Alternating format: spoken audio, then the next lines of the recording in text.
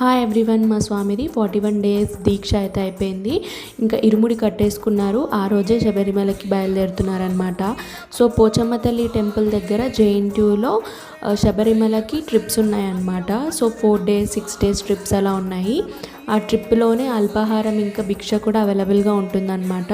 So మీలో ఎవరైనా వెళ్ళాలి అనుకుంటే అక్కడ కాంటాక్ట్ అవ్వచ్చు, టికెట్స్ అవైలబుల్గా ఉంటాయి.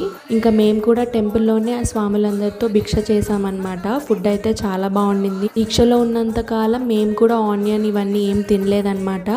అయినా కూడా మాకు టేస్ట్లో ఎటువంటి డిఫరెన్స్ అయితే కనిపించలేదు. స్వాములందరితో భిక్ష చేయడం మాకు కూడా చాలా హ్యాపీగా అనిపించింది. మీకు తెలిసిందే కదా, స్వాములందరూ అన్ని రకాల ఐటమ్స్ అన్నీ ప్లేట్లో పడ్డాకే అందరూ స్వాములు ఒకేసారి స్వీకరిస్తారనమాట.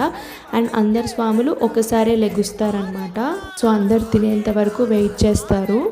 ఇక్కడ ఈ టెంపుల్లో మార్నింగ్ ఆఫీసర్స్ వెళ్ళే వాళ్ళకి భిక్ష కూడా బాక్స్లో పెట్టిస్తారంట. మీకు ఎవరికైనా యూజ్ అవుతే మీరు కూడా అక్కడికి వెళ్ళి ముందే రిజిస్టర్ చేసుకుంటే మీకు ఫ్రీగా భిక్ష కూడా బాక్స్లో పెట్టిస్తారు.